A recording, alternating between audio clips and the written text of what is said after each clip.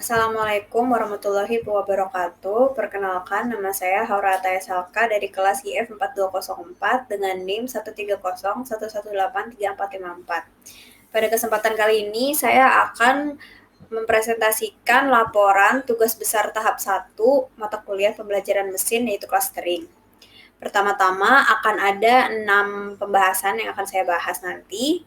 Yang pertama ini ada formulasi, kemudian eksplorasi dan persiapan data, kemudian pemodelan, kemudian evaluasi, kemudian eksperimen, dan yang terakhir adalah kesimpulan.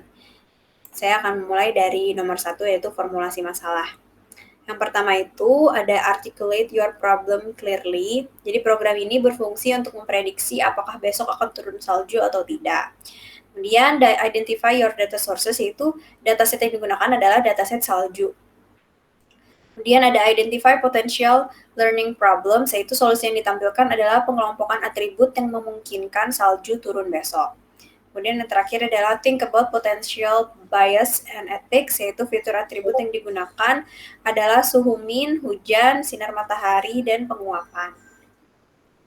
Kemudian ada di poin nomor 2 adalah eksplorasi dan persiapan data. Jadi pertama yang saya lakukan adalah membaca data. Karena sudah disediakan 2 dataset, yaitu data train dan data test, maka saya membaca dua-duanya, di-read dua-duanya. Tapi untuk selanjutnya, karena saya hanya akan menggunakan data train, maka yang saya panggil hanyalah def train.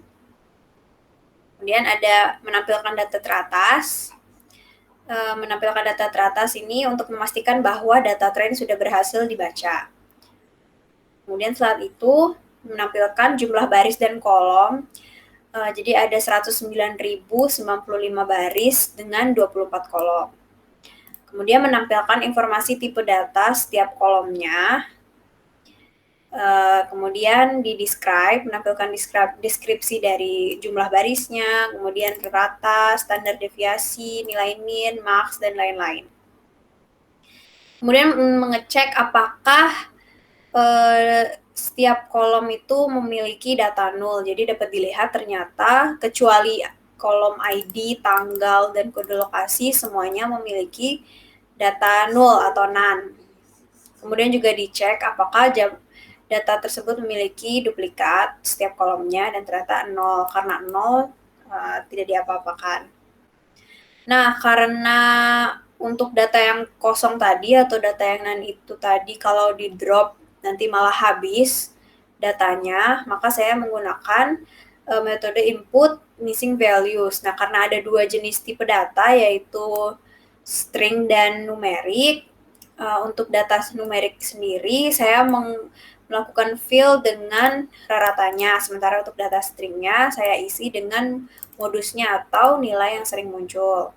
Setelah itu dapat dilihat sudah tidak ada lagi data yang bernilai nol. Sudah nol semua ini. Nah, selanjutnya saya melakukan hapus kolom yang tidak diperlukan. Nah, menurut saya kolom tidak diperlukan adalah ID, tanggal, dan kode lokasi, makanya saya drop. Kemudian selanjutnya adalah menemukan outlier untuk data yang bersifat numerik. Jadi saya memanggil atribut kolom yang nilainya numerik. Sebagai berikut dapat dilihat hampir semuanya memiliki outlier, kecuali kelompok. Kemudian saya membuat matriks korelasi dengan heat map. Nah, dari matriks ini dapat dilihat bahwa semakin terang warnanya, maka semakin tinggi nilai korelasinya. Contohnya seperti suhu 9 AM dengan suhu min, nilainya 0,9.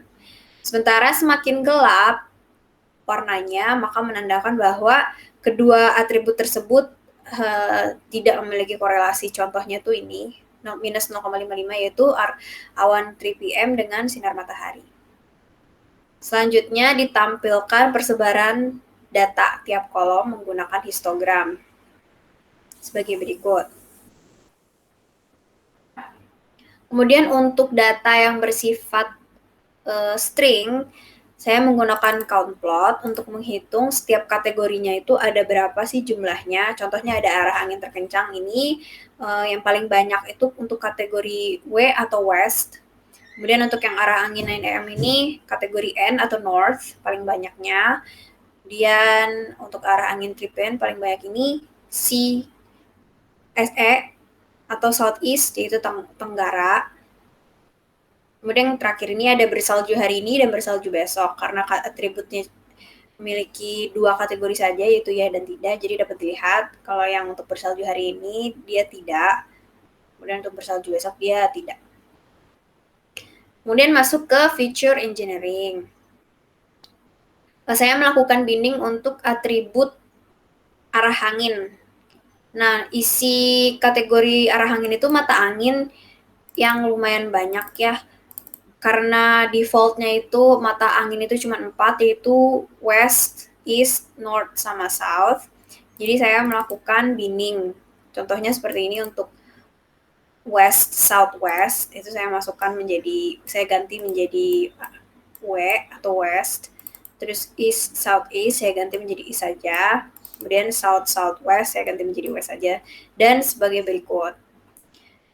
Dengan ini, jadi untuk setiap kolom, setiap atribut arah angin terkencang, arah angin 9 AM, arah angin 3 PM, isi kategorinya tuh cuma 4, yaitu south, east, west, dan north. Setelah itu, saya melakukan encode categorical variable. Jadi untuk nilai atribut yang string saya ganti menjadi nilai numerik. Untuk di kasus ini ada 5 atribut yang memiliki nilai string, jenis tipe data string. Nah, saya ganti semua menjadi nilai numerik sebagai berikut. Menggunakan label encoder, jadi otomatis. Kemudian dapat dilihat juga di sini dapat dilihat juga di sini range nilainya itu berkisar dari 0 sampai 1000. Karena terlalu jauh ya, saya akan mempersempitnya menggunakan scaling data. Jadi dengan scaling data ini, scaling min max normalization. Jadi range datanya itu cuma 0 sampai 1 aja. Nah, selesai, saya melakukan save to CSV. Kemudian masuk ke K-means clustering. Untuk step pertama ini saya menghitung nilai Euclidean distance, kemudian masuk ke algoritma K-means-nya. Jadi algoritma K-means-nya di loop sampai nilai centroid-nya sama. Jadi di sini kita memanggil Euclidean distance, kemudian memilih cluster dari nilai minimum Euclidean distance, menambahkan cluster ke X, kemudian clustering centroid, memasukkan info centroid ke tiap cluster, kemudian meng-assign centroid baru ke tiap cluster, kemudian break, selesai. Nah, di sini juga saya melakukan 2 eksperimen menggunakan yang pertama ini. Eksperimen pertama ini menggunakan fitur suhu min dan hujan. Nah, sebelumnya ini saya melakukan plotting untuk silhouette score-nya tiap value K. Jadi dapat dilihat ini grafiknya sebagai berikut, bahwa semakin besar nilai K-nya, maka nilai silhouette score-nya juga semakin kecil. Kemudian saya melakukan plotting hasil clusteringnya ini untuk K2 sebagai berikut. Hasilnya seperti ini. Untuk silhouette score-nya itu 0,55 sekian.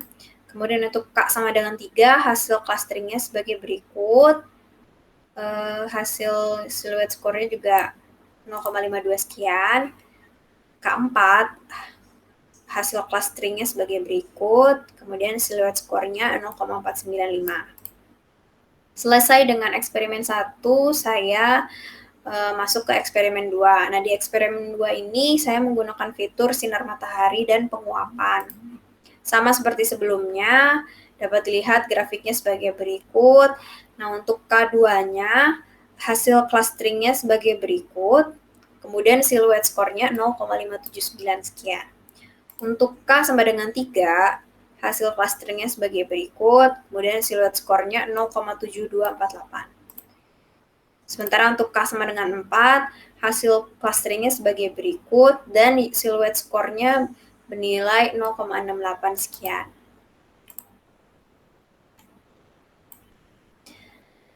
Dari hasil clustering di atas, maka dapat disimpulkan bahwa hasil siluet skor yang maksimal itu bergantung dengan pemilihan atribut serta nilai K-nya. Nah, untuk program ini, siluet skor yang paling besar atau yang paling baik itu ada pada fitur sinar matahari dan penguapan dengan nilai K sama dengan 3. Saya buat tabel sebagai berikut. Sekian presentasi dari saya, kurang lebihnya mohon maaf. Assalamualaikum warahmatullahi wabarakatuh.